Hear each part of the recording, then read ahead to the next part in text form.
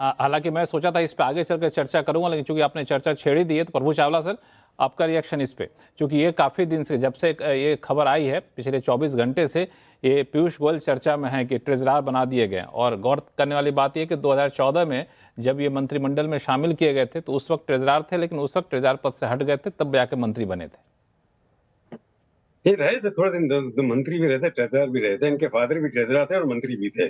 फिर उसके बाद ट्रेजरर रहे, खाली नहीं, हटा दिए गए मंत्री जब थे उसके, जब मंत्री बने तब मुझे जहां तक याद है उसके कुछ एक दिन बाद वो ट्रेजरर पद से इस्तीफा दे दिए थे। हटा दिए गए थे, जो राइट, एब्सोल्युटली राइट। के फादर भी ट्रेजरर रहे हैं, परंतु मेरे को लगता है कि एक्सेप्शन हो सकता है।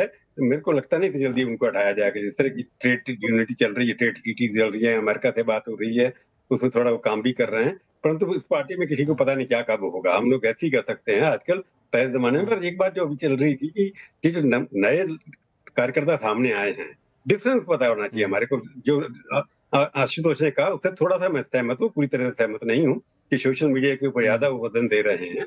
मैं, क्योंकि पार्टी चलती है मोदी और अमित शाह की स्ट्रेटजी दोनों के ऊपर। ये बात सच है, किसी को पता भी नहीं। पहले तो सबको पता है, पहले जमाने में अडवाणी जी और अटल जी की टीम हुआ करती थी। पर उनके पास जो नंबर 2, नंबर 3, नंबर 4 लोग थे, वो काफी बड़े नेता हुआ करते थे। अब किसी को भी, वसुंधरा राजे अभी तक वाइस प्रेसिडेंट हैं, वो अपने आप चुनाव लड़ा भी सकते थे, जीत भी सकते थे और जीत के आते भी थे। मेरे को इस टीम में 2-4 लोगों को छोड़कर कैसे उनके मुकाबले में 5 लोग नहीं है। अब मैं 5 लोग कहने आज, प्रमोद महाजन, अनंत कुमार, अरुण जेटली, उमा भारती, प्रमोद महाजन, इनके मुकाबले का नाम मेरे को इस टीम में से एक भी बता दीजिए। नहीं है। तावड़े ने काम किया, बढ़िया अच्छा काम किया। उसके बाद सुनील बंसल कार्यकर्ता है, आरएसएस के प्रचारक हैं, संगठन जानते हैं। मैं वेस्ट बंगाल में था, भाटिया जी ने बहुत अच्छा काम किया। हरियाणा से आते हैं, एकदम महामंत्री बन गए, बड़े पद पर कभी रहे नहीं, राष्ट्रीय स्तर पर आ गए। कार्यकर्ता अच्छे हैं। परंतु अशोक ने जो कहा कि अब जो है कि ऊपर से नीचे आता है। अब संगठन जो है प्रधानमंत्री के यहाँ से चलता है। पहले संगठन प्रधानमंत्री अटल जी नहीं चलाते थे, अडवाणी चलाते, जैसे उम्र से चला रहे हैं। परंतु वहां पर ऐसे बड़े बड़े लोग थे जो कि नंबर 2, नंबर 3, जिनको आप डिपेंड कर सकते थे, जो अपने आप स्ट्रेटेजी बनाते। जैसे अरुण जेटली ने जितनी तोड़फोड़ की, बाकी प्रमोद महाजन जितने की एक स्ट्रेटेजी बनाई, इनमें से एक ही व्यक्ति बता दीजिए जो वो कर सकता। अगले 5 साल में ट्रेंड हो जाएंगे। ये अच्छे कार्यकर्ता हैं, ईमानदार हैं सारे के सारे। परंतु gap between the top and the bottom, बीच में बहुत ज्यादा है। सेंट्रल लेवल के और बहुत सारे सीनियर लीडर हैं, कार्यकर्ता जो स्टेट्स में हैं, जिनको पद नहीं दिए गए, उनको हटा दिया गया। स्ट्रेटेजी हो सकती है कि नई टीम तैयार कर रही है, जैसे जिनको कोई जानता नहीं हो। कई लोगों के नाम है, जैसे मैं 50 साल से जर्नलिज्म कर रहा हूँ, 40 साल से बीजेपी को देखा, संघ को अंदर से देखा है, बाहर से भी देखा है। तो ये परिवर्तन हुआ है जिसके अंदर कार्यकर्ता को दिया गया, पहली बार इतना इंपॉर्टेंस दी गई है। परंतु ये टीम जो है सरकार के ऊपर डिपेंडेंट है। पहले सरकार पार्टी के ऊपर डिपेंड करती थी, संगठन सरकार से बड़ा हुआ करता था। परंतु ये संगठन सरकार के सामने बौना है, परंतु आगे के लिए अच्छा हो सकता है। हर्षवर्धन जी, कुछ आप बोलना चाह रहे थे? नहीं, सिर्फ एक लाइन। देखिए, प्रभु का अनुभव जो है और जो अंदर बाहर से जानते हैं उसके सामने मैं बहुत कम जानता हूं, लेकिन पता नहीं इस तथ्य को क्यों एकदम से किनारे कर दे रहे हैं कि जब अटल जी की सरकार थी तब के संगठन का कुछ हाल याद कीजिए ना। और कोई भी सरकार जब इतनी ताकतवर होती है तो संगठन सरकार से ताकतवर कभी नहीं होता है। ये आदर्श स्थिति है कि संगठन सरकार से बड़ा होता है। राजनाथ जी से अध्यक्ष थे अटल जी की सरकार में। जब अटल जी से राजनाथ जी अध्यक्ष बने थे तब, पता है आपको राजनाथ जी कौन है? मुख्यमंत्री रह चुके थे पहले। नहीं, बिल्कुल। तो आपके अध्यक्ष क्या है? अब आपके अध्यक्ष कौन है? तो आपको मैं इसलिए कह रहा हूँ, नितिन जी बहुत बढ़िया आदमी है, ईमानदार आदमी है, अच्छे जाके अच्छा काम करेंगे। मैं सिर्फ आप ट्रेनिंग के लिए मैं ये कह रहा हूँ, ये कार्यकर्ता पहली बार हुआ है जिनको आपने लंबे समय के लॉन्ग टर्म प्लानिंग करके चल रहे हैं कि ये लोग अगले 10 साल तक काम करेंगे पार्टी के अंदर। मैं ये मान करके चल रहा हूँ। सर, इसमें एक छोटी सी चीज। अब देखिए, जेटली जी, प्रमोद महाजन, सुषमा स्वराज, ये पुनर्जन्म तो लेने से रहे, और कार्यकर्ता का विकास होता है तो कोई उनमें से बन जाएगा बड़ा। हमेशा कहा जाता है कि पहले वाले जो लोग थे ऐसा कोई नहीं था। ठीक है, अभी ऐसे हो सकता है ना दिख रहे हो, लेकिन जैसे आप ही ने नाम लिया कि वही विनोद तावड़े बड़ा अच्छा काम कर रहे हैं, वही सुनील बंसल कमाल की स्ट्रेटजी कर रहे हैं, तो ऐसे ही तो एक समय में चीजें देखी जाती थी। और पहले उस समय जब कहा जाता था तो उसी लॉट में से निकल कर तो नरेंद्र मोदी निकले, उसी में से अमित शाह आ गया। और मेरा ये मानना है कि जब किसी पार्टी में, विशेष करके कैडर वाली पार्टी है, अगर काम करने वाले लोगों को महत्व मिलता रहता है तो उसी में से नेता तैयार हो जाते हैं और एक दिन लगता है कि अरे वाह, ये तो कमाल का आदमी है। आशुतोष जी, ये मैं टॉप वैसे पढ़ना नहीं चाहता, पर बता रहा हूँ जितने ऑफिसर पिछले उठाएंगे आप, नरेंद्र मोदी जी को भी ले लीजिए, वो गुजरात में रहे सेक्रेटरी, महामंत्री रहे कितने साल तक यहाँ, उसके बाद जाकर के बने मुख्यमंत्री। तो उनका एक्सपीरियंस देखिए, जितने भी महामंत्री आज बने हैं इनमें से कितने केंद्रीय लेवल पे रहे पहले, उस जमाने में कितने रहे। तो अगर कंपैरिजन करने बैठेंगे तो लगेगा ये नई टीम है, अच्छी बात है, मैं इसको बुरा नहीं मान रहा, यंग जनरेशन होनी चाहिए। हम सेइंग कि ये अभी संघर्ष नई टीम है, इनको सिखाया जाएगा, ट्रेनिंग दी जाएगी। वहां जब थे जितने 5 सब कहते थे मुख्यमंत्री प्रधानमंत्री अरुण जेटली भी बन सकते हैं, प्रधानमंत्री आज बन गए। मोदी जी को जब मुख्यमंत्री बनाया था उनका कितना विरोध था विदेश प्रदेश के अंदर, परंतु कहा अडवाणी नहीं बनेंगे और अच्छे निकले। अगर वो मुख्यमंत्री बनते तो उन्हें दिखा दिया कि मैं प्रधानमंत्री भी अच्छा हूँ। 25 साल तक लगातार सरकार में रहना, तो उनकी चुनाव लोगों की दृष्टि जो थी चुनने अडवाणी जी की, अटल जी की, एक थी कि ये कार्यकर्ता भविष्य में, अरुण जेटली फाइनेंस मिनिस्टर रहे, डिफेंस मिनिस्टर रहे, अनंत कुमार रहे, वेंकैया नायडू जाकर के वाइस प्रेसिडेंट बन गए। आप कितने लोग हैं उस वक्त जमाने के, इनमें से क्या कोई उस लेवल पर पहुंचेगा? जब पहुंचेगा 10 इसलिए चुना गया कि 10 साल तक काम करेंगे लोग, संगठन में काम करिए तब सत्ता में आएगी। यही प्रभु सर, इसको रणनीति के तौर पर क्यों ना देखा जाए? आशुतोष सर, आप कुछ बोलना चाह रहे थे, मैं एक सवाल आपको रख दूं कि टॉप लीडरशिप और नई लीडरशिप जो बनाई गई है, इसमें गैप बहुत ज्यादा जो प्रभु सर कह रहे थे, तो इसको अच्छा माना जाए, बुरा माना जाए? हो सकता है कि हम रणनीति के तहत आगे चल करके 5 साल बाद की तस्वीर यहां पर देखना चाहते हो। देखिए, प्रभु जी का जितना अनुभव है उतना तो हम लोगों का राजनीतिक करियर भी नहीं रहा है, पत्रकारिता का हमारा करियर भी नहीं रहा, हमने बहुत कुछ उनसे सीखा भी है। मैं एक ही बात इसमें जोड़ना चाहता हूं और वो बहुत महत्वपूर्ण बात है कि कितने लोगों को मालूम है कि जो 4 महासचिव हटाए गए उनमें से किसका कितना बड़ा कद है। दुष्यंत गौतम का क्या कद है, राधा मोहन दास अग्रवाल का क्या कद है, संजय बंदी का क्या कद है और तरुण चुग का क्या कद है। ये लोग तो पार्टी के महासचिव थे ना, बहुत ही पावरफुल लोग थे। आज ये इनको महासचिव पद से हटा दिया गया या कुछ और जिम्मेदारी दी जा रही, पार्टी में कहीं कोई इनकी कमी नहीं महसूस की, नोबडी इज मिसिंग देम। लेकिन एक जमाना था जब प्रमोद महाजन इंडिपेंडेंट तरीके से पार्टी की रणनीति तय करते थे, अरुण जेटली पार्टी की रणनीति तय करते थे, उनकी रणनीति चलती थी। तो जो बात प्रभु कह रहे हैं उस बात में बहुत दम है कि आज सिर्फ एक पिछले कुछ सालों में अगर जो सबसे बढ़िया अध्यक्ष बने वो अमित शाह बने, क्योंकि वो नरेंद्र मोदी के सबसे खास आदमी थे और दोनों की जो टीम थी, इस टीम ने भारतीय जनता पार्टी को यहां तक पहुंचाया।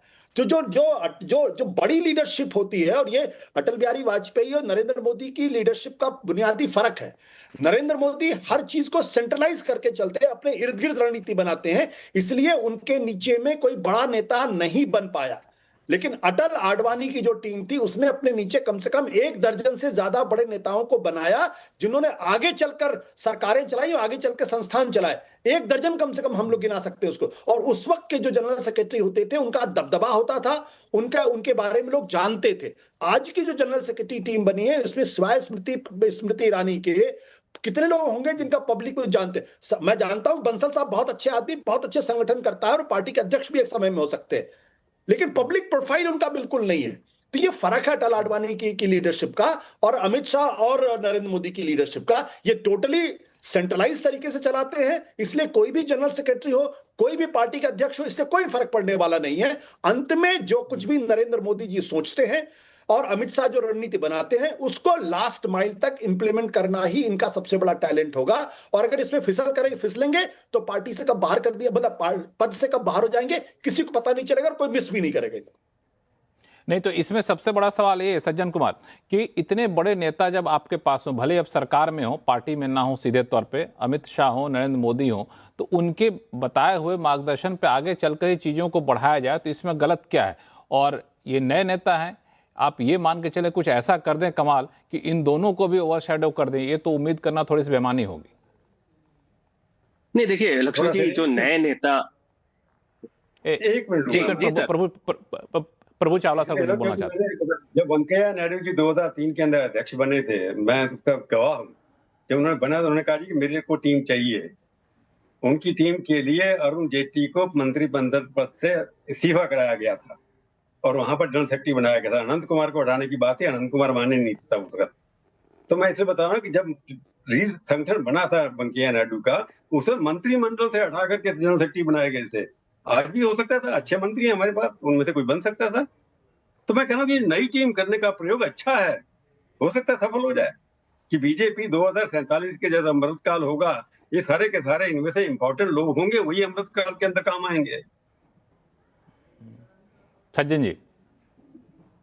जी देखिए, सबसे पहले तो ये नई टीम तो क्रूशियल पोजीशन से आप देखिए ना कि जनरल सेक्रेटरी क्रूशियल पोजीशन है, वाइस प्रेसिडेंट कागजी तौर पे सीनियर पोस्ट है, लेकिन संगठन बीजेपी के अंदर उसके संविधान के हिसाब से आप जो महासचिव है उनकी बात है, उसमें जो संगठन मंत्री, सह संगठन मंत्री बीएल संतोष जी, शिव प्रकाश जी और अब एक और सौदान सिंह जी आ गए हैं। ये सारे के सारे पुराने लोग हैं अभी के रिजीम में।